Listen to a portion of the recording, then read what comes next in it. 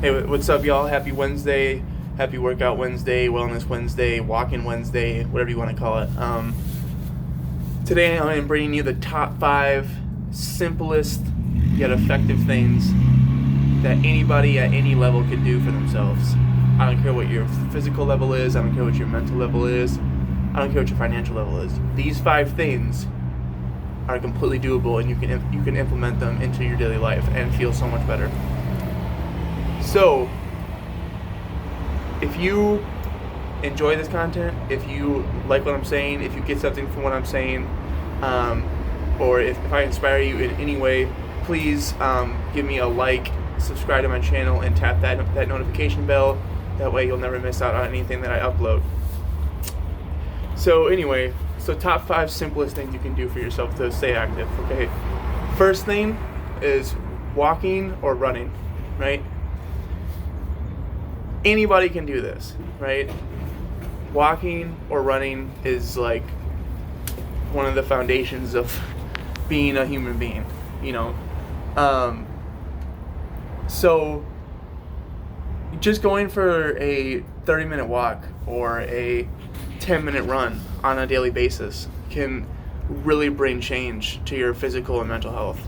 I mean, when you're, especially during times like these, because when you're in a lockdown and you're constantly sedentary all the time, you're laying down, you're watching Netflix, you're playing video games and shit, like, you'd be shocked how fast your body will adapt to that, right?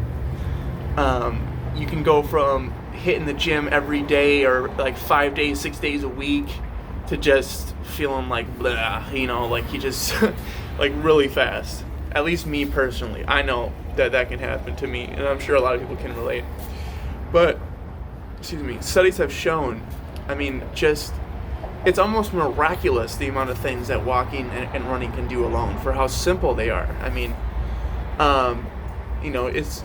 It's almost a why wouldn't you do it,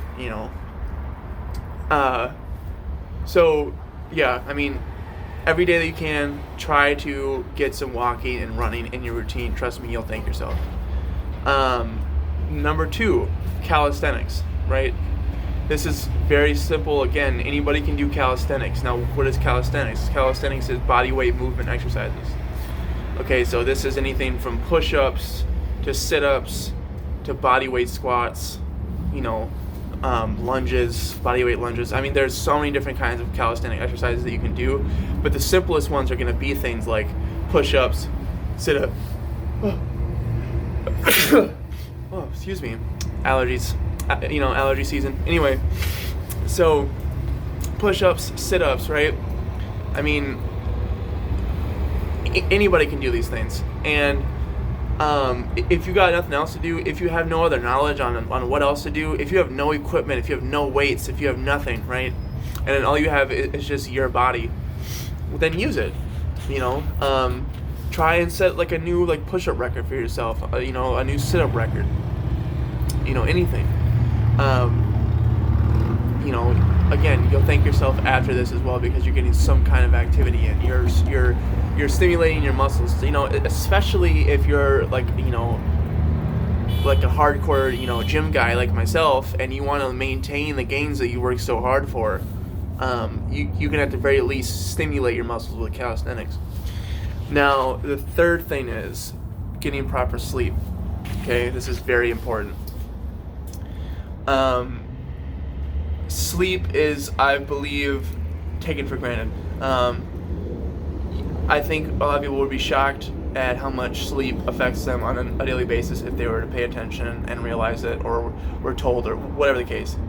But I'll tell you this, for myself personally, I've noticed that during this lockdown, it's almost harder for me to sleep, because I don't have any kind of activity that would usually fatigue me or exhaust me, going to the gym or working or going out doing shit, right? Just simple stuff.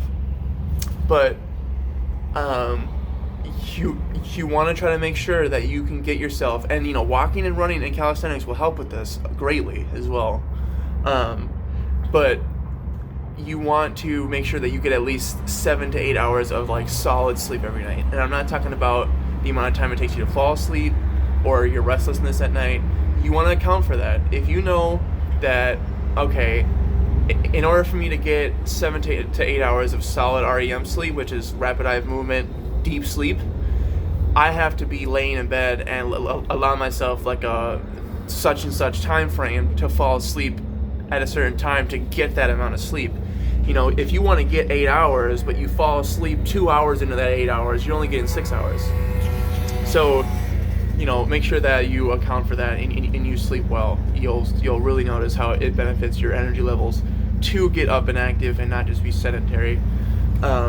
And try to follow a solid sleep routine as well. Okay, don't try to just slack now that you don't have to get up for work or anything like that. Don't let yourself slack and sleep until fucking noon or 2 p.m. Okay, you're not doing anything for yourself. So number 3. Okay, the third thing. Third thing is eat healthy. Okay, I don't give a shit what your income level is. I don't care. There's no excuse for this one, guys. You know, there's no excuse for this.